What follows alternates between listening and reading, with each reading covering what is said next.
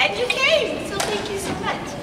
Today, my students are doing an interpretation of Greek mythology. So, you will be seeing some well-known Greek characters, but you'll be seeing it with their own interpretations. Some of them their own lines and their own characters. Obviously, they've created their own costumes. And so we invite you to be the best audience by not talking when the play's going on. It's not like a movie where you can talk to your neighbor and get up and walk around. It's really distracting. So we invite you to just listen. If you think something's funny, we want you to laugh. At the end, we need you to applaud crazily. Applaud. Let's just practice. Show me how well you can applaud. Ready?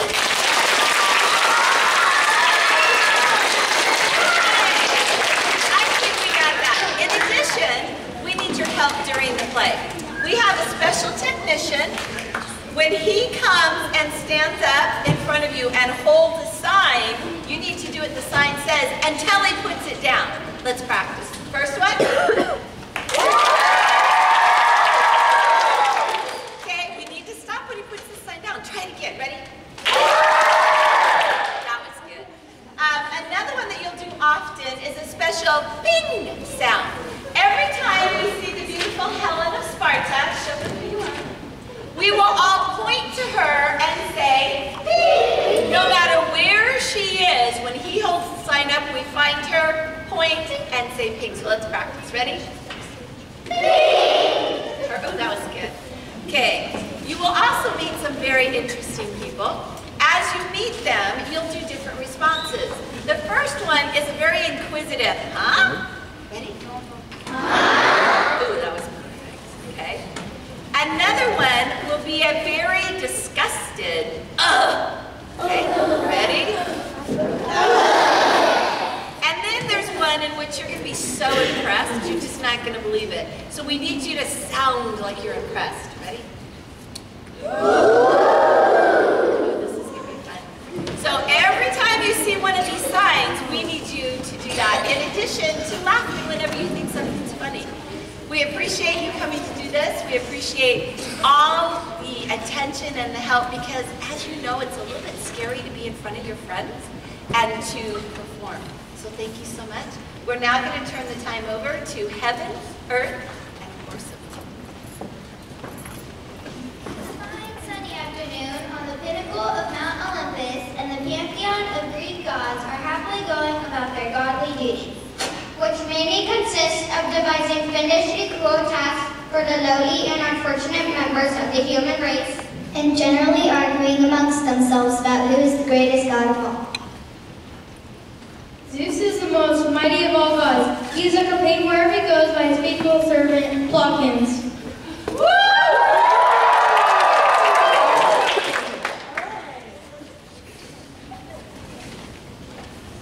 Here are your high mightiness, a nourishing bowl of olive soup, with olive oil bread, and a delicious slice of mashed olive pie on the side. All of this, all of that, is that all I have to eat in this place? Unfortunately, sire, the god of small Mediterranean shrubbery is having a production drought at the moment. He can't move in that kitchen for olives. This is ridiculous. Can't we have him replaced by the god of McDonald's or Taco Bell or something? Look, don't fret, sire. Tomorrow's feast is chicken and turnip surprise. Chicken and turnip surprise. That sounds better. What's a surprise? The surprise? There's no chicken. No chicken, that's a surprise. And no turnips. No turnips either. What's in the blessed thing? Oh, don't tell me. Olives. As the supreme ruler of all the gods, the mighty Zeus deals with only the most important issues of heaven and earth. These baboons I've created. I can't decide whether to give them the red bottoms or the blue one. What do you think?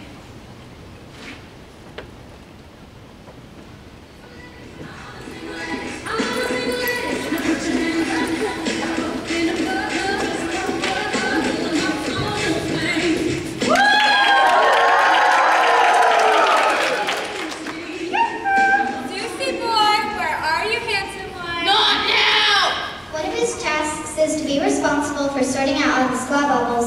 lesser gods. Ladies, what a lovely surprise!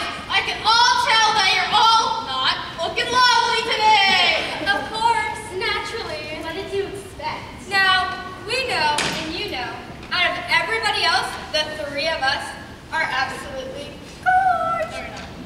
No, Zeus, you old chap.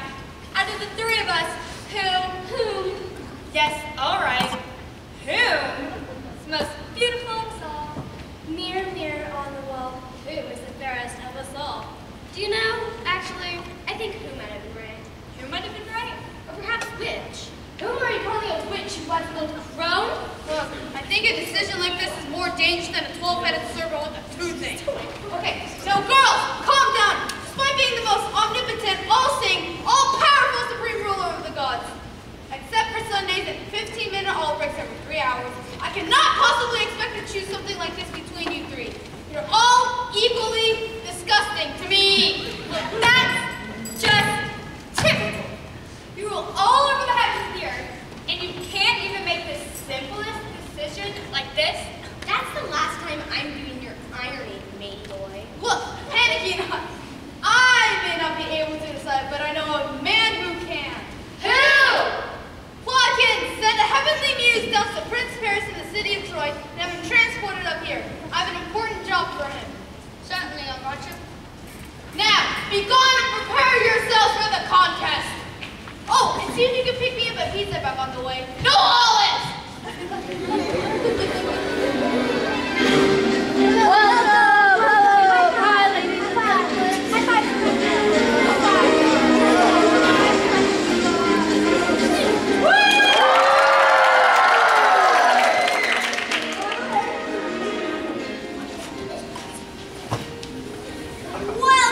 Welcome, ladies and gentlemen. I am Antidocca, and this is Antidesius, and we are the gods of Saturday night game shows.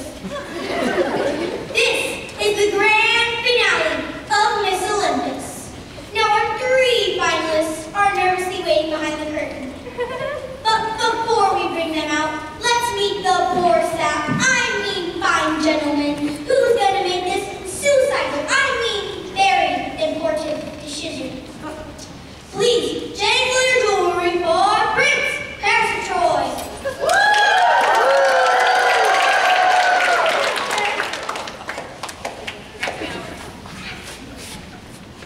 Oh, Paris, the international city of romance. Now, young sir, I believe, are you ready to take on this extremely important decision? Well, Well, of course he is! Excellent. And without further ado, and does it bother you at all that the last human to choose a winner of the Miss Olympus was boiled in a bath of old socks and turned into a three-legged skunk with bad breath? well... No, big. You're a big, bright soldier, aren't you? Marvelous! Well, without further ado, let's bring out our three goddesses of heavenly gorgeousness. Hera!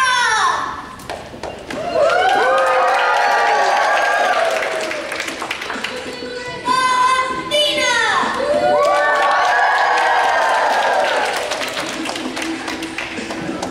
Aphrodite!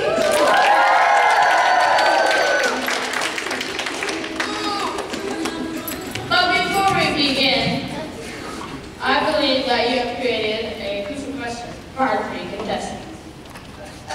Yes. Why should I choose you as Miss Olympus contestant number one, please?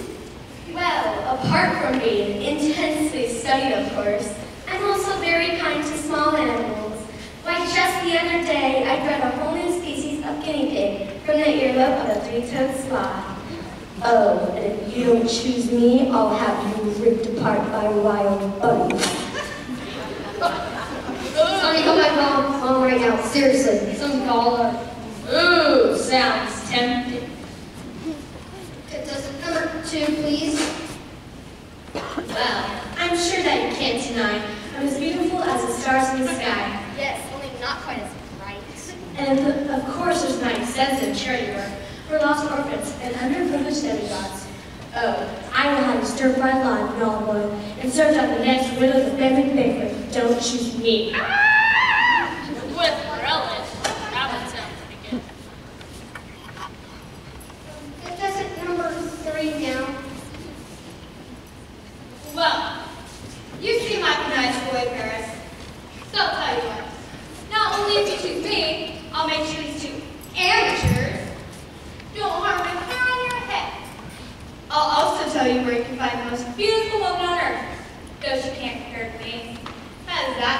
you. A crafty gambit. That should certainly get a self-preservation vote. Too right. It's a deal. I just get that to number 3. Number 3! Now, please. I want Bravo! Bravo! Well done, that boy. Send him on his way, Plugkin! Wait, what? No! No! Thank you, ladies and gentlemen. That's it for tonight. Thank you.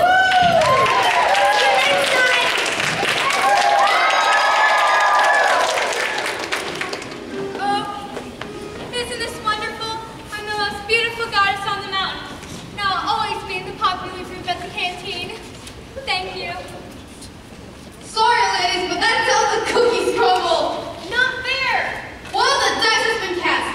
So let's hear no more from wild bunnies to stir-fried humans.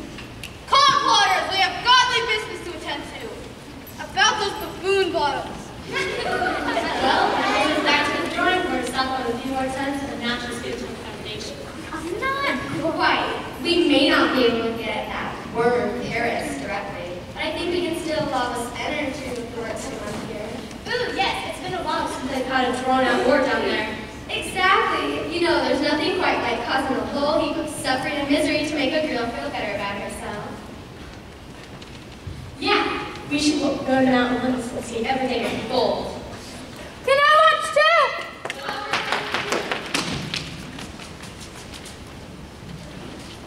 Prince Paris has conceived me the dream of the sea of joy, but not before the goddess of love.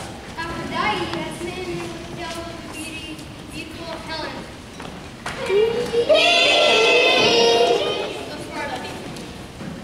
Now all poor Prince Paris can think about now is how he can take her out for a slice of olive pizza and marriage proposal.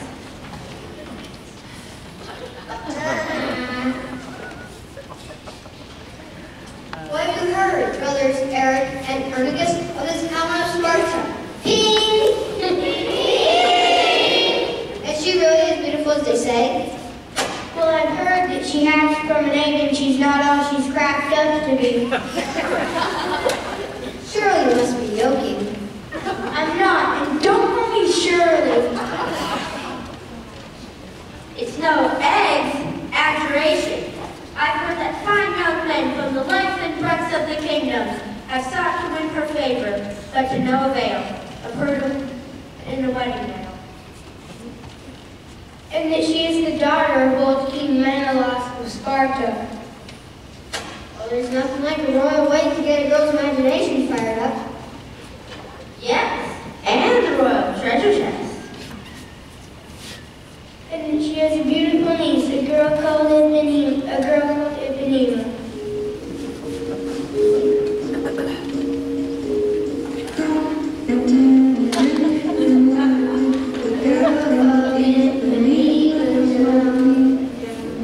Iphenia, not Iphenia, you dunderheads. Oh, sorry. And I've heard she's so beautiful, you may need to fight for her. Let's start practicing now. Yeah.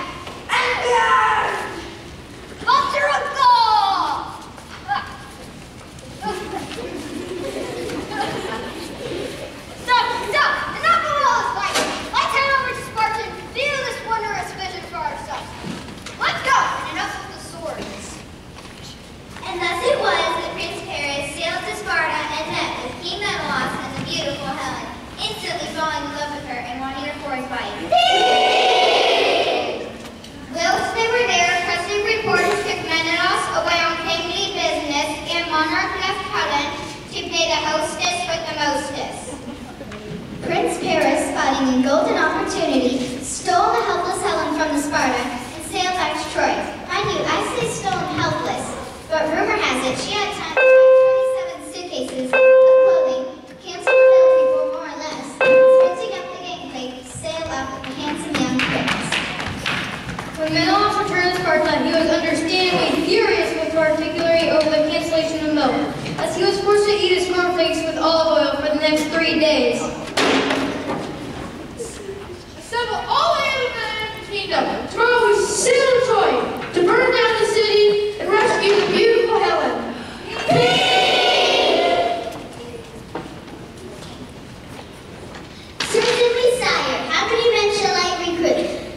Well, a little voice in my head is telling me this is going to be a long, drawn-out affair. So I'd say about 50,000. 50,000? But sire, it's been a while since the last floor, and I think I only have addresses for about 25. 25,000? No, just 25. Well, that won't do. Get yourself down to Rent Hero right away and hire 2 to 3 top-notch superstars. Get the word out. We're getting the band back together. And so it was, word got around, and within days, Menelaus did indeed have a fleet of 1,000 ships and a force of 50,000 warriors. And most importantly, 3 of the fittest heroes ancient Greece had to offer.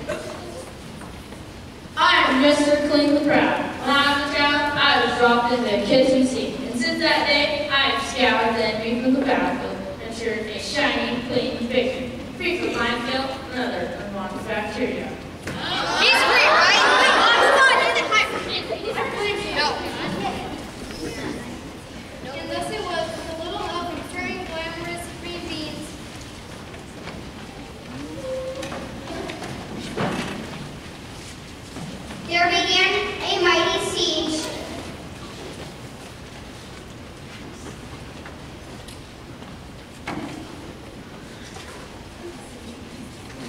King Menelaus led his army across the ocean to the golden beaches outside the walled city of Troy. There began a mighty siege of the city and battles aplenty. There's much toing and throwing.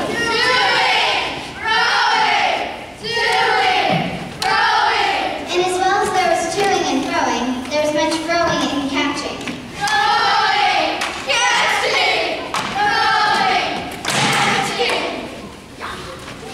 After 10 years of war, many were killed. The walls stood firm, and gallons of milk went undelivered. Achilles the brave was undone by one of Paris' stray arrows. Oh, be careful, that came sharp.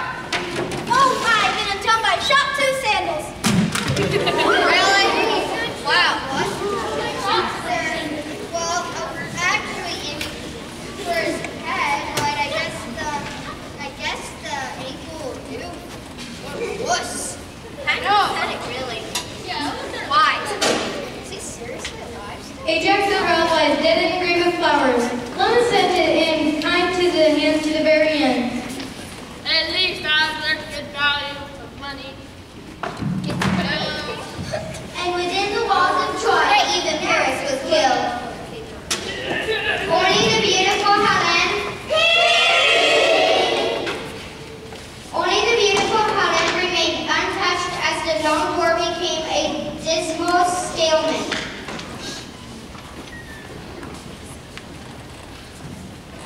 Outside the walls of Troy, the decimated Spartan forces are having second thoughts about staying for Christmas.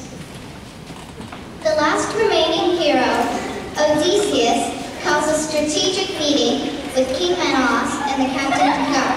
Strategic meeting. Don't pick up the dead guy. Get over for the strategic meeting. Now listen, King. This battle's going nowhere. We're running out of ideas and we're making our heads against brick walls. Brick walls, you say? What do you suggest? Harder comments? Without brick walls? Sire, I've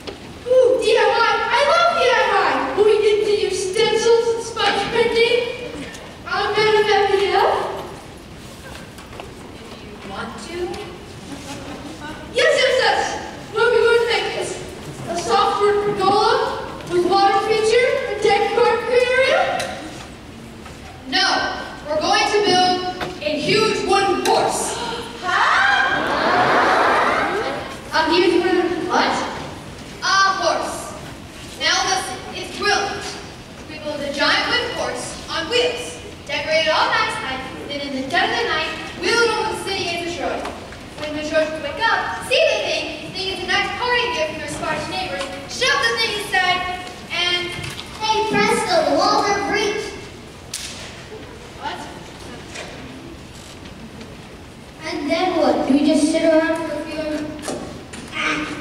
And then what? Do we just sit around for a few hundred years, hoping that they'll all be hit by woodworms, and the city will fall, down around their ears? Oh no, you misunderstand. The horse will be hollow, but it won't actually be empty. We're going to fill it. With what? Mince pies and fortune cookies? No. We're going to fill it. Or more particularly, you are. Me? Me? What about him? You, him, us, and 2 dozen of the king's finest men. Well, Then when night falls and the Trojans are off to the land of Nod, we'll run off and hide. When they wake up, we'll rush the gate out Angry Light and bob your uncle's city captured. One captured city of Troy. Odie, you're a genius. Gather all the wood cutters, carpenters we have. Tomorrow at dawn begins a string horse makeover. Yeah, you promised me I could be in charge of the color scheme.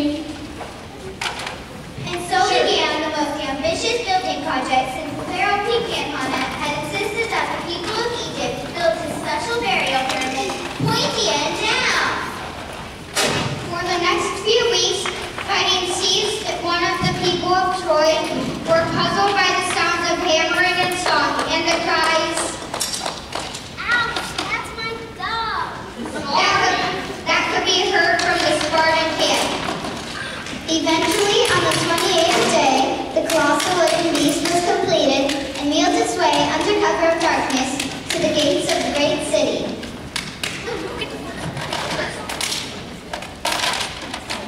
When dawn broke, the gullible Trojans leaped from their beds and wondered at the sight of the enormous gift horse.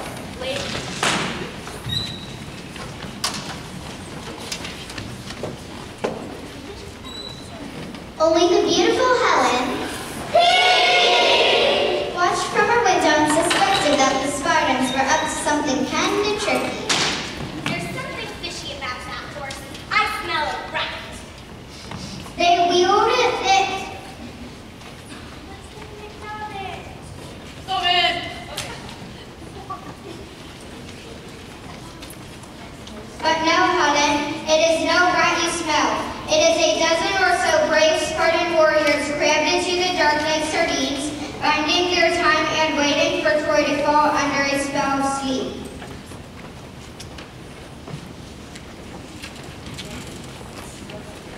It smells a bit in here. Is that you? Sorry, man. it's just sardines from all the stuff we ate last night, including the pizza and tortilla sauce. Sorry. Oh, my back's killing me. They're getting a bit loud down there. What if they start thinking we're a pinyon and start hitting us with sticks? Calm down. Just sit tight and shut up. Several hours later,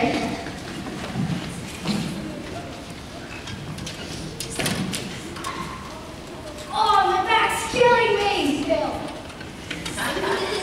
Could you move your knees, please? You're giving me a dead one. Are we almost there yet? I gotta do it. You know what? I'm gonna be right back. Be quiet. I can't hear anything. I can't hear anything. Exactly. The Trojans have gone to sleep. Now it's time to put phase 2 of our plan into action. Phase 2? What's phase 2? We sneak out of the hidden trapdoor, shimmy down the horseshoe shin, pop the lock on the gates, Rush the Trojans and bomb your uncle's city capture. sorry. Look, who is this Uncle Bob that everyone keeps on about? Unbeknownst to everyone, particularly the stupid Trojans, Uncle Bob or Ankle Bobbicus to give him his full name was in fact the little-known Greek god of nasty surprises. And on this particular hot summer night in Troy, good old Uncle Bob worked for the nastiest surprises to date, for when the gates were cast open. The clandestine forces jumped out of the sand dunes and sacked the helpless city. Surprise! The sky was brutal, and every last Trojan was tickled to death, or at least forced to watch the endless repeats of SpongeBob until they went bananas and threw themselves off the battlements. After 10 long years of pointless and futile war, Little Oswald at last reunited with his beautiful daughter, Helen. Helen, you finally been returned to me. Well, you took your time, didn't you? I have you not been sitting here 9 on 10 years. Well, you no doubt been yapping around on the men of your private yacht. Did you spare one thought for me in all this time? I think not. And I bet you didn't even fetch the washing and fix that shelf in the bathroom. And did you take the bins out? No. Honestly, without me to nag you, you just went through everything! Oh, sorry. Shouldn't I be doing this? And at the top of Mount Olympus, all the gods and goddesses of the heavenly spheres sit around at their thrones, safe in the knowledge that with their steady hands on helm, the world of humans will always be a much nicer and more beautiful place.